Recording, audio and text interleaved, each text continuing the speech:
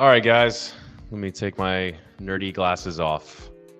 It's time to talk about this real quick. The new American dream. I've been seeing a lot of posts like this. I'm going to play a clip about the cost of housing in the United States, and I want to discuss this. Let's break it down, okay? The American dream 50, 60, 70 years ago used to be owning a house. The American dream, having a good paying job as a blue collar worker, you could feed a family of four and own a house and not be in crazy debt. Is that the case now? No, it's not. It's not, guys. So right now we're examining owning one Bitcoin will be 100x bigger flex than owning a fleet of rental properties. Choose wisely. I'm seeing the narrative of owning one Bitcoin being the new American dream. Well, why is that? Well, let me break it down to you. In this video I'm going to share in a second, we're going to look at why boomers have the upper hand as opposed to millennials and Gen Z when it comes to owning real estate.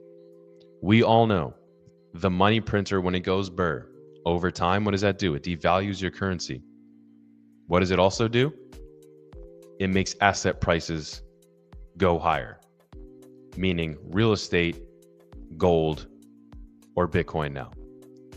So if millennials and Gen Zs are priced out of owning a house, basically, what else can we do? We can own Bitcoin. So let's take a look at this clip right here. This guy has a very good Instagram channel. I like his clips a lot, but I want to listen to what he says here, making this argument. The new American dream is mobile houses because millennials and Gen Zs can't afford a normal house. The new American dream. This video has recently gone viral, showing an instant home manufactured in China, the likes of which are now sold widely in the US, even in places like Walmart and Amazon. But the rise in popularity of instant homes among Gen Z and millennials is not just an interesting one. It's kind of sad because it comes at a time where not only did the number of first-time home buyers in the US just hit an all-time low, but Zillow report that in the past 5 years alone, home values have soared 45%, and RA report that the median priced home is now $422,000. And it gets even worse when you find out that even if Gen Z could afford their own home, there simply aren't enough to go around. According to data from Bookings, the US market was short 4.9 million housing units in 2023. And for the new homes that were built that year, you have to compete with the boomers to buy them, who are absolutely dominating the housing market right now. In fact, they went from representing 31% of all home buyers last year to 42% this year. All while millennials, on the other hand, did the exact opposite. They dropped from 38% last year to 29% this year. So not only are boomers outbidding younger generations on homes right now, but the data shows they're not just buying one house to live in retirement. The median age of repeat buyers has reached a historic high of 61. So what does that all mean for the modern American dream? Well, for some, it's looking pretty prefab. A number of these instant homes are being sold as low as $20,000. Most.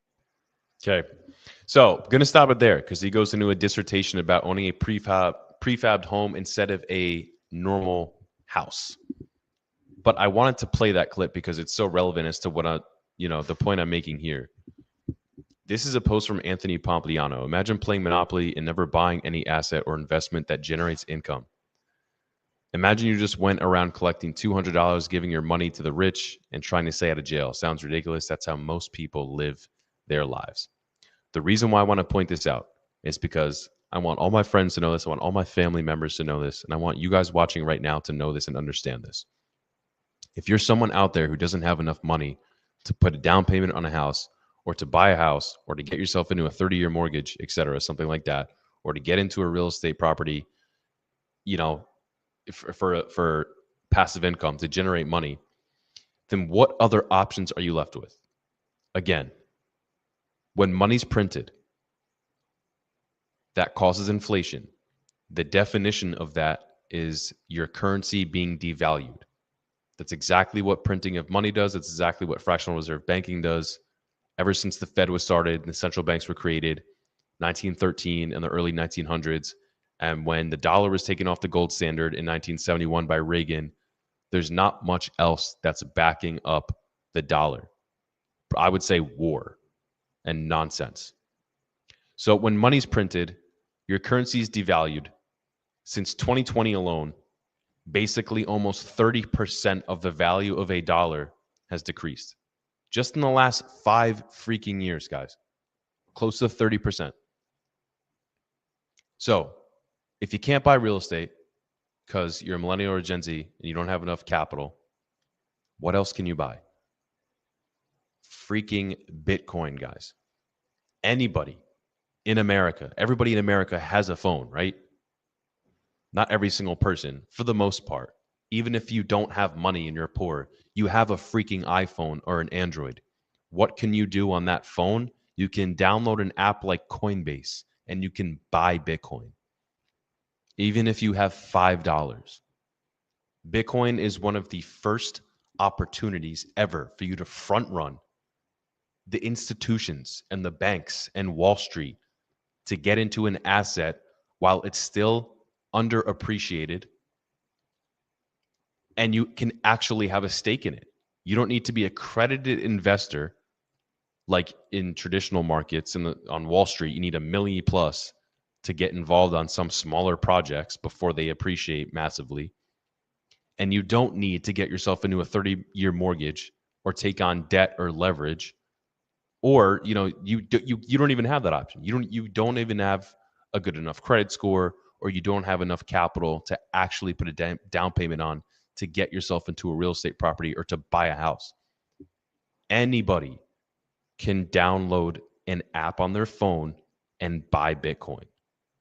Or if you want the exposure through an ETF or something, retirement account. We just saw Trump pass the legislation, the bill. So now all 401k options can dip the toe in crypto. The point I'm trying to make is get out of the freaking dollar and buy an asset. And if you can't buy real estate, buy Bitcoin. That's it. That's the tweet.